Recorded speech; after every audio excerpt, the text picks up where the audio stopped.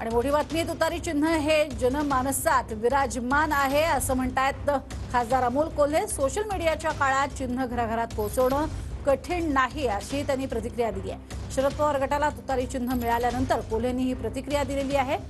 छगन भुजबळ यांनी म्हटलेलं होतं की हे जनमानसात पोहोचवणं थोडंसं कठीण आहे, मात्र हे चिन्ह जनमानसात पोहोचवणं सोशल मीडियाच्या काळात कठीण नाही असं म्हणतायत कोल्हे। सर काय सांगाल, नवीन चिन्ह नवीन प्रवास कसा असणार आहे तो आता? हे तुतारी वाजवणारा माणूस हे जे राष्ट्रवादी काँग्रेस शरदचंद्र पवार या पक्षाला जे नवीन चिन्ह मिळालेलं आहे, मला वाटतं ही अत्यंत सकारात्मक बाब आहे। कारण तुतारी महाराष्ट्राच्या जनमानसात एक आदराच्या स्थानी आधीच विराजमान आहे। शिवछत्रपतींच्या इतिहासाशी सांगड घालणारी, महाराष्ट्राच्या स्वाभिमानाशी सांगड घालणारी ही जी तुतारी आहे आणि तुतारी वाजवणारा माणूस हे चिन्ह मिळणं त्यामुळे अत्यंत सकारात्मक गोष्ट आहे। आणि हे पोहोचवणं मला वाटतं आजच्या इलेक्ट्रॉनिक माध्यमांच्या आणि सोशल मीडियाच्या जमान्यामध्ये मला वाटतं ही फार एक अवघड टास्क अजिबात असणार नाही।